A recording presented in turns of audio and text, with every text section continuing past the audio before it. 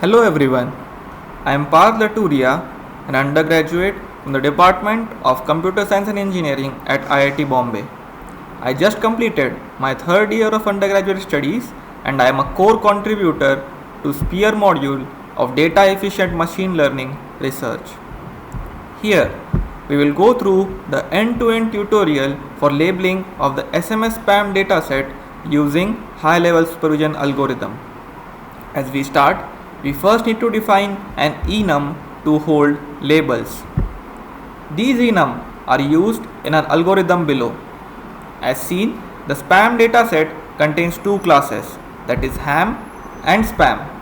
Note that the number to which these classes are mapped to can be anything, but it is suggested to use a continuous mapping from 0 to number of classes minus 1. Then, as we move further, we define preprocessors, continuous scorers, and labeling functions. Since this was demonstrated earlier, we do not iterate over all these elements again and just show how to declare a preprocessor for the sake of demonstration. As seen, we define the preprocessor convert to lower in the way shown.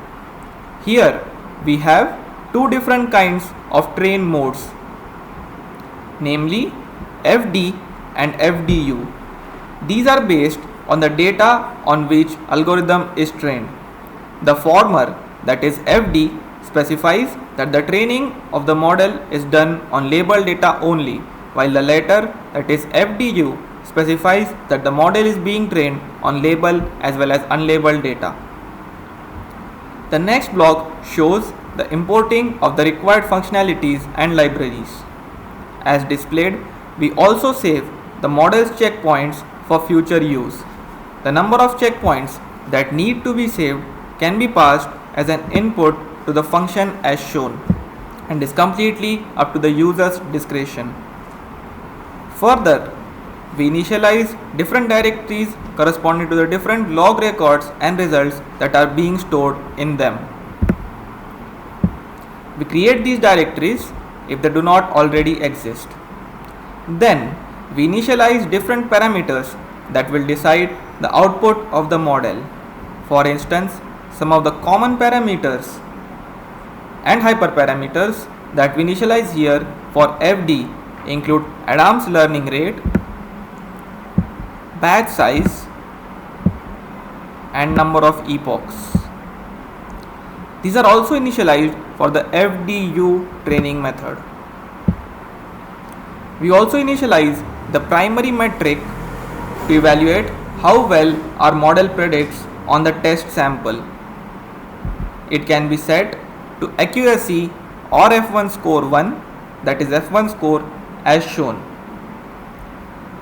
Gamma and lambda are the two other hyperparameters having their usual purposes. Further, since high-level supervision module supports many kinds of training algorithms to train the model, we need to choose which training algorithm has to be used by us. We do this choice by initializing the mode variable with the required training algorithm to train our data. For instance, we have set the mode here to implication, also referred to as imply loss in some places in the repository and the paper. It signifies here that we will be using the implication algorithm to train our data. The possible algorithm choices available for training our data are learn to reweight, implication, PR loss, or FD. FD here signifies majority label voter. Further, since the entire high-level supervision algorithm is based on two networks, namely F network, that is classification network, and W network, that is rule network, while testing, we have an option regarding which network to test. We can test either the F network, the W network, or both the networks for the desired accuracy. We need to initialize the test mode variable by this intended test choice. Further, the number of classes denote the number of classes utilized in the labeling functions. The use joint FW variable is a Boolean variable which if set true means that both the F and W networks will be used during inference and test time. If it is set false, only the F network will be used. We need to initialize this use joint FW network variable as required. After this, different pickles storing different relevant data are also initialized here. Then we initialize the output test file by a name consisting of the mode, the gamma, the lambda, and some other hyperparameters declared earlier. This is just for the sake of systematic analysis.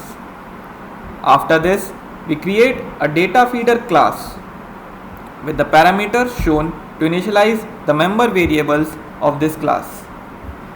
The main objective of this class is pre-processing of the data. At this point, we have a data feeder object of the data feeder class that we will now use in the commands below.